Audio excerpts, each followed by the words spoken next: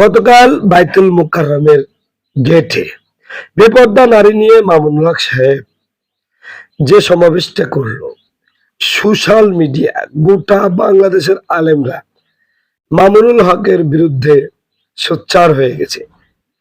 সবাই বলছেন মামুনুল হক জামাতের মধ্যে গিয়ে, মওদুদীদের মধ্যে গিয়ে গুমরাহিত হয়েছে, নিজের গায়রত পর্যন্ত নষ্ট করে ফেলেছেন। এমনকি কোনো কোনো পোস্টে এটাও দেখলাম যে মামুনুল হক জামাতের মধ্যে হারিয়ে গেছেন। মামুনুল হক নিজের অস্তিত্ব হারিয়ে ফেলেছে। মামুনুল হক সাহেব আমার উস্তাদ, কিন্তু সাম্প্রতিক সময়ে তিনি নারীদের সাথে যে অবাধ চলাফেরা করছেন, এটা কখনোই সাপোর্ট করা যায় না। মামুনুল হক সাহেবের দ্বারা এই সমস্ত কাজ কখনোই হতে পারে না, তারপরে হচ্ছে। নারীদের সাথে তার মাখামাখিটা খুব বেশি, খুব বেশি। সম্মানিত বন্ধুগণ, আমার ভাইয়েরা, অতীতে জাতীয় মসজিদের গেটে বেপর্দা নারী নিয়ে সমাবেশ করার সাহস কেউ পেয়েছে এরকম বলতে পারবে না। আওয়ামী লীগের আমলেও কেউ নারী নিয়ে বাইতুল মুকাররমের সামনে আন্দোলন মিছিল মিটিং করার সাহস পায় নাই, এখন পাচ্ছে।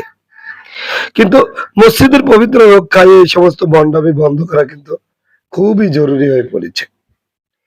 আমার বন্ধুগণ, আমার ভাইরা, নির্বাচনকালীন সময়ে নারী নিয়ে মিছিল মিটিং এটা একভাবে মেনে নেওয়া গেছে, যেহেতু বাংলাদেশে গণ অধিকার কি বলছি গণতন্ত্র রয়েছে। এটা একটা পশ্চিমাদের প্রোডাক্ট। এই প্রোডাক্ট যেখানে কিনেছে, যেই রাষ্ট্র আছে সেই রাষ্ট্রে অশান্তির দাবানল ছড়িয়ে পড়েছে। তো যাই হোক, এখন যে মামুনুল হক সাহেব নারীদের নিয়ে এই যে ছোটাফাটা শুরু করেছে, এটা সোশ্যাল মিডিয়ায় প্রচুর পরিমাণে ফতোয়া চলতেছে। ফতোয়ার মাধ্যমে মনে হচ্ছে একটা মিসাইল মারা হচ্ছে মামুনুল হক সাহেবকে। আসলে মারারই কথা, কারণ তিনি একজন কওমের সন্তান ছিল। আমরা তাকে বাংলার উমর বলতাম, কিন্তু হযরত উমর রাদিয়াল্লাহু আনহু এমন ছিলেন না। তিনি সবসময় অন্যায়কে এড়িয়ে চলতেন। এখন এই গণতন্ত্র করতে গিয়ে আল্লাহর বিধান ফরজ পর্দা, এটা কে যে একেবারে অবজ্ঞা করা হচ্ছে, এটা খুবই দুঃখজনক। তারপরেও কিছু কথা আছে।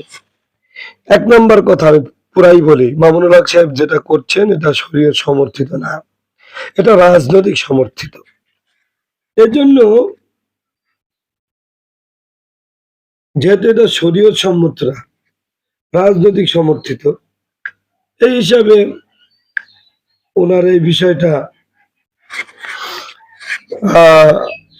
একদিক দিয়ে অন্যায়, আর একদিক দিয়ে ঠিক আছে, কারণ এটা রাজপথ, এটা দারুল হাদিস না।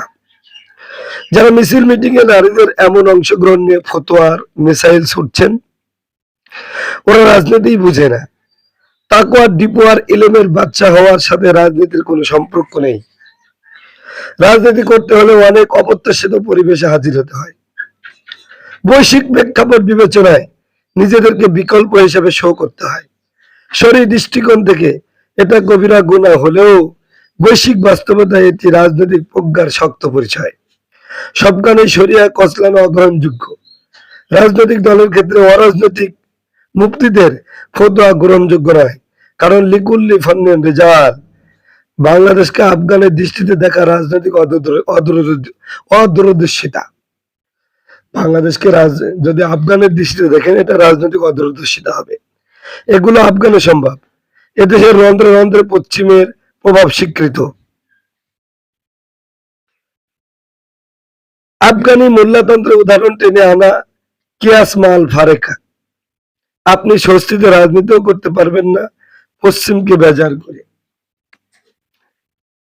এমনকি তিক্ত সত্য হলো, ভারতের সাথে সুসম্পর্ক বজায় রাখাকে আমি দোষের কিছু মনে করি না। তবে হ্যাঁ, হাসিনা দিদির মতো ভারত নির্ভর হওয়ার বিরুদ্ধে আমি। পশ্চিম, চীন, পাকিস্তান ও ভারতের সাথে ভারসাম্য রেখেই রাজনীতি করতে হবে। আপনি নারীদের অংশগ্রহণ নিশ্চিত না করলে ওরা পাত্তাই দিবে না আপনাকে। ধরুন, আর দুরুরাতু তাদাকাদ্দারু, সরকারে গেলে, সংসদ হলে, রাজনীতি করতে হলে আপনি নারীদের অংশগ্রহণ নিশ্চিত করতে হবে। এখন কথা হলো সামনে কেন? নারীদের সামনে রাখা দক্ষিণ এশিয়ায় একটা রাজনৈতিক সংস্কৃতি। এতে ফরেন পলিসি স্পষ্ট হয় বিদেশিদের সামনে। ক্ষেত্র বিশেষ নারীদের সাথে গোল টেবিলে বসতে হয়। যারা সবখানে ফতোয়া টানেন, আপনারা রাজনীতি ছেড়ে তাবলিগে সময় দেন। রাজনীতি চলে জায়েজের উপর, তাকওয়ার উপর না। এদেশে ইসলাম পন্থা সবচেয়ে বেশি ক্ষতিগ্রস্ত হয়েছে অরাজনৈতিক আমাদের টমটম রাজনৈতিক ফতোয়ার কারণে। ফতোয়া দিতে মুবতালা বিহি হতে হয়। রাজনীতি বুঝে না, সেও রাজনৈতিক ফতোয়াই সাপ্লাই দেয়। যারা ফতোয়া টানতেছেন তারা কি নারীদের অধিকার নিশ্চিত করেছেন শরিয়ার আলোকে? এভাবে মিছিল করা হারাম হলে হালাল পন্থা কোনটা? আপনারা তো নারীদেরকে বোতলবন্দি করে রাখেন। পর্দার সহিত মিছিল করার, সমাবেশ করার কোনো প্রমাণ আছে? তাবলিগ তো মাস্তুরাত বের করে, আপনারা তাও করেন না।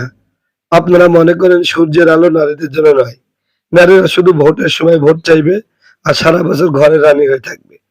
নারী সাংবাদিক দেখলে অ্যালার্জি শুরু হয়। তার মানে আল্লামা তাকি উসমানের মতো ব্যক্তি ইসলাম বুঝেন। যারা ফরজ পর্দার বিধান বলতে গিয়ে নারী সমাজকেই প্রতিপক্ষ বানিয়েছেন, এমন কট্টরপন্থীরা রাজনীতি ছেড়ে তাবলিগ করুন, বহুত ফায়দা হবে ইনশাআল্লাহ। যাই হোক, আমার এই বক্তব্য দ্বারা বুঝতে পারলেন তো মামুনুল হক সে যেটা করছেন নিশ্চিত পর্দার খেলাফ হচ্ছে, কিন্তু যেটা করছেন একেবারে অঠিকও করছেন না, শরীয়ত সম্মত না, কিন্তু প্রয়োজন।